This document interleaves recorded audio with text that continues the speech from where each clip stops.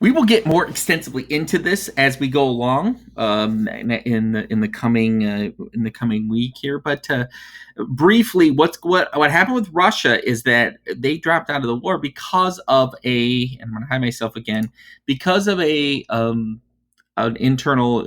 We've learned a little bit about this revolution, overthrowing of their czar. So the Russian Revolution, the 3 years of war, hitting them hard, and the stories of incompetent generals destroy public confidence. So there's a revolution, and so when Lenin takes over as the leader of the communists and creates the Soviet Union, Germany and Russia sign a treaty called the Treaty of Brest-Litovsk, and that treaty gets Russia out of the war. Okay, so so therefore, by this point, 1917, we're able to pull out 1 million German troops moving from east to west. Now, that is.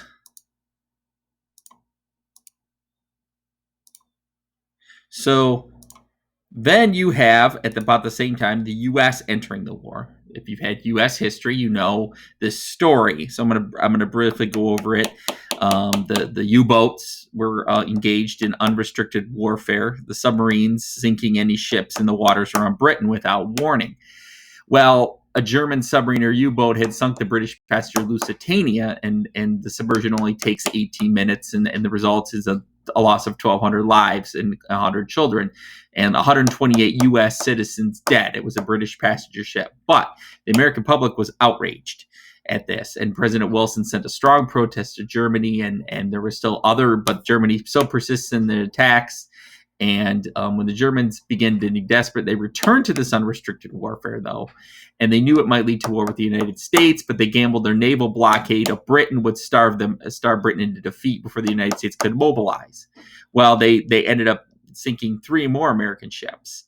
The Zimmerman telegram is the proposal to Mexico and another German action that pushed the U.S. closer to war. They intercepted this telegram written by Germany's foreign secretary named Arthur Zimmerman, hence the Zimmerman telegram, saying that Germany would help Mexico reconquer the land it had lost to the United States. Remember the Mexican-American War, 1848, with Texas, New Mexico, this land down here.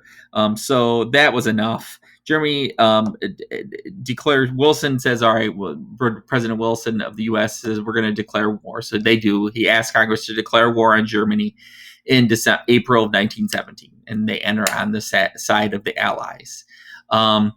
So those are the events that end up moving the United States into the war. Finally, even though it starts in 1914, they don't enter until April of 1917 after having some actions provoke them. Well, that turns the tide after a lot of the Germans mount one final massive attack in France. And German forces crush everything in their path, as in the opening weeks. But the Germans again reached the Marne River. Paris was less than 40 miles away, and victory was in the reach. But with the aid of 140,000 U.S. troops, they launched a counterattack, and the Allies. So in July of 18, the Allies and Germany clashed. The second battle of the Marne, and 350 tanks smashed the German lines, and 2 million more American troops and the Allied forces began to advance steadily toward Germany, and the Central Powers began to crumble.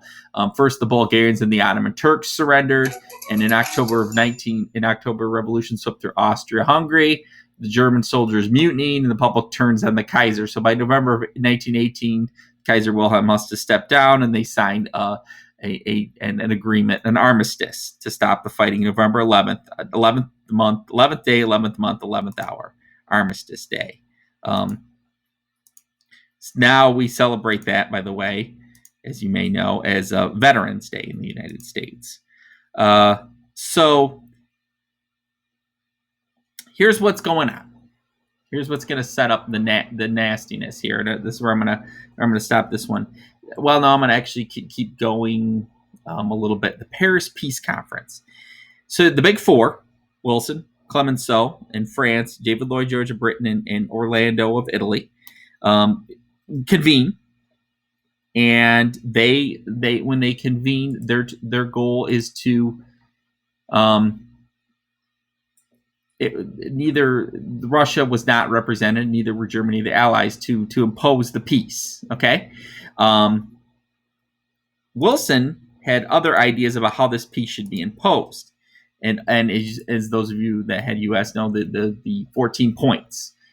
The treaty addressed the main causes of the war: the militarism, the alliances, the imperialism by self-determination, and in colonial lands under European nations would be able to decide for themselves what government they wanted to leave. This was part of Wilson's 14 points: limiting arms, an end to those secret alliances, self-determination, this new vocabulary term, restoring freedom to some lands and creating other lands that were out of the control of the European powers, and then a League of Nations.